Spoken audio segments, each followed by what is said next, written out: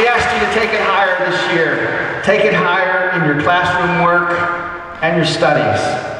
To take it higher in your commitment to service projects and civics, in your student leadership, and in all Geibel school activities.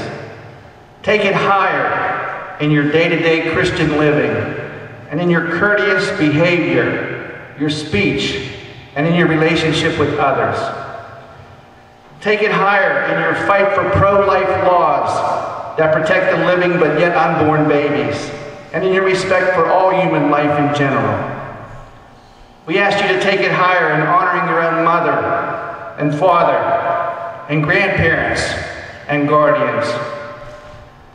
We ask you to take it higher in honoring your Heavenly Father by our good works and your decisions and actions in your school life and in your personal life.